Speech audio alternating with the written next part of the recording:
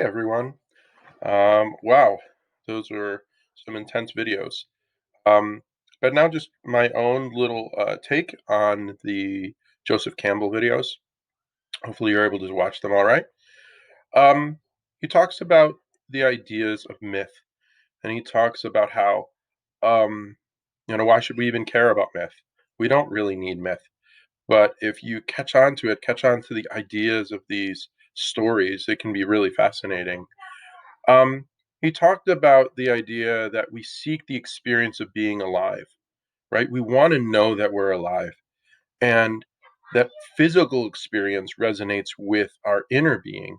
What we experience externally, in some senses, says something about us. It says something about maybe the transcendent, and that's what we have to look for, and that's what the stories do in some senses, right? The stories give us some kind of um, idea about our lives. Like I see this character do this thing, and that kind of reminds me of what I'm doing in my life, and what I'm doing in my life is somehow says something about my internal life or my connection to the transcendence. um, he says that God is an idea or a thought that refers to something that transcends all thinking, and I like the idea of a funnel, right? There are things that you say, right? And those are at the bottom of the funnel. It's very narrow. The words that we know and the way we can express things. And then the top of the funnel is our ideas, right? Isn't there? And that's much bigger. And there's so much more that we can think than we can say, right? How many times have you said, like, oh, I know exactly what I want to say, and you've got the ideas firmly in your head, but I can't get the words out, right? Well, even bigger than what we can think of are the actual realities of things, right? And things like God. We cannot conceive of something that is that more than what we are. In the same way as if I were to have like a little pet ant, right? And I wanted to teach him algebra, right? Like I could put him on the page and maybe try to coach him through. And the best thing this little ant is going to be able to do is to crawl around on the number four, right? And it's not the ant's fault. It's just he is too small to be able to take in all of that. In the same way as an ocean is not going to be able to fit into our funnel, right? Of the funnel of our thoughts, let alone what we can fit the ocean through the bottom of our funnel, right? And what we can say. Crazy. He says that the best things can't be told. The second best are those are misunderstood because we think about them. The third best are what we talk about. So that's exactly the funnel idea. He also talks about the ultimate word for um, for that transcendent is God, and he says that in the transcendent, and this is really powerful. The transcendent is singular, right? On the other side of time and space, which is where we are, is the transcendent, and that is singular. There's no duality to that. He talks about once though creation has been made and we enter this time and space, then we break into this field of opposites, man and woman, light and dark, and we try to make this good bad thing happen. And that's how we understand it, because we understand time, right? Past and present and future, right? So you have past and future, and in the middle is present. The middle is the being, where we are, who we are. And Campbell says that's really how we connect to the transcendent is us. In fact, if you know anything about like the name of God in the Old Testament, God says to Moses, he tells him his name, and his name is Yahweh, which means I am. Not I was, past tense, or I will be, but I am. That's basically, it's kind of a weird answer, but it says about who that God is in the present, right? So as long as we stay in the present, as long as we stay focused on who we are and where I am and the person right in front of me, then I can connect to the transcendent because that is where the presence of God is. It's kind of profound. Um, he says that in transcendence, all is the same, right? There is no duality. So this notion of like even a heaven and hell, it's a human creation. And maybe that's not even a concept that would exist on the other side of space and time. If God is outside of time, then he can't have future or past. That God is only in the present. I like to call it an eternal now. That God is only present in the eternal now. Um, so then the question then turns back on our world, time and space. Is nature corrupt?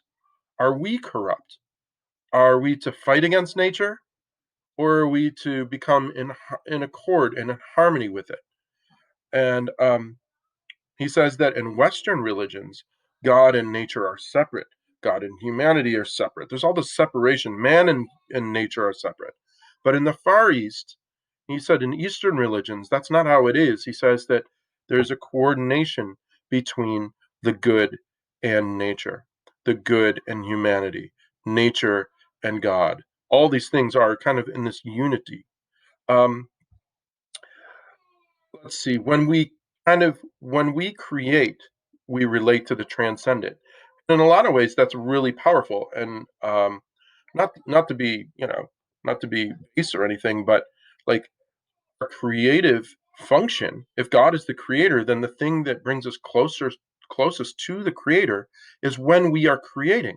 So in our sexuality, right, we participate in the transcendent, and it makes sense that this is maybe one of the highest experiences that a human being can have, right?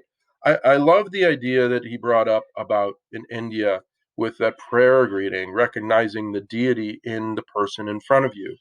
That's fascinating, and I think we need to do more of that. We need to recognize that. Um, he talks about he talks about women, and I really love that part of it, um, where we recognize that life comes from women, and because problems come from life, then this gets blamed on women, right? Just as Adam blames the sin on Eve, right?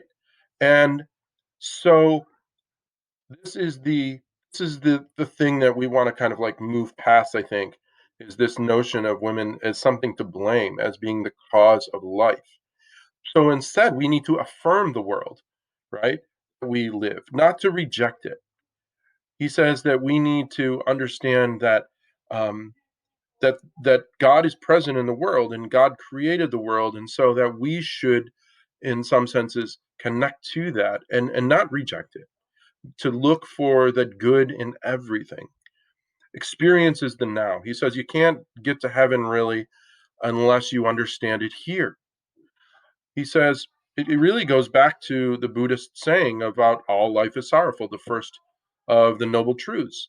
Um, but it's only sorrowful in the fact that we lose, right? I'm spending this moment with you, which is a moment I'm not spending with my wife or my kids, right? And so that's the sorrow, the loss, is that life is on a timeline and we can only participate, at one point, right? And he talks about some of the religions and why we fight, and the idea that we need to stick to the we get stuck to the metaphors, we get stuck to the stories, and there's a broader truth to these stories, and we need to focus on that. We'll talk way more about that when we get into, say, the Old Testament. I love that notion. He said, standing on a whale, fishing for minnows, is we are right there closest to the real meaning of life, and we're constantly looking for the little meanings in life as that to feel like they're going to fulfill us. Um, let's see, what else do I really want to kind of get to? He talks about myths, just kind of closing up here, as opening us up to the world of mystery and seeing mystery through all things, and validates and maintaining a certain society. But he says that most importantly, myths help us to live the most human lifetime under any circumstances, and right now is under any circumstances. And he says that we live our lives most fully when we are the symbol of the ultimate truth, and that's God. Living out a life of love is the symbol of that ultimate truth. So I hope that it's helped